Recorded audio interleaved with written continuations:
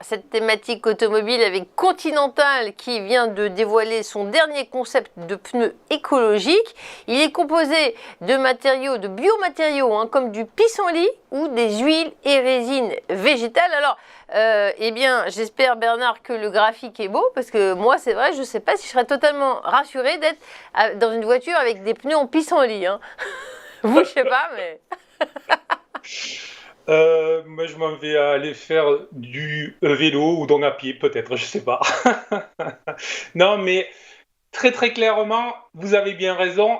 Et pourtant, c'est le progrès. Il va falloir aller vers tout ça. Là aussi, on était sur un secteur qui se remodèle. Évidemment, les équipementiers et les pneumatiques sont aussi dans des bouleversements.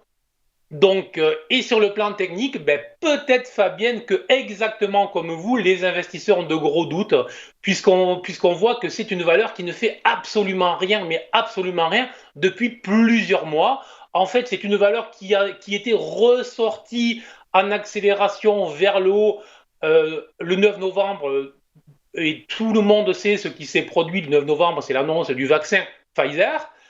Depuis, c'est une valeur qui latéralise avec une zone support autour des 108 euros et une zone résistance autour des 130 euros. Donc, elle ne fait rien, strictement rien. Plus inquiétant sur le plan technique, en fait, on a nos indicateurs propriétaires GTAS.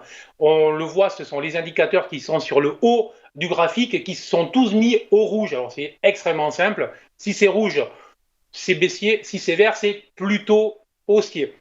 Donc là, tous nos indicateurs sont rouges et on arrive sur un support. Alors, rien n'est perdu. Peut-être qu'encore les acheteurs peuvent se présenter sur ce support, zone 108-110 euros, mais il va falloir vraiment que les acheteurs se présentent sur ce niveau-là. Si jamais le support venait à être franchi dans les prochaines journées, alors que tous les indicateurs sont rouges, plus que probablement, on aurait à ce moment-là une accélération baissière de 17 à 18%, autrement dit de 20 à 22 euros.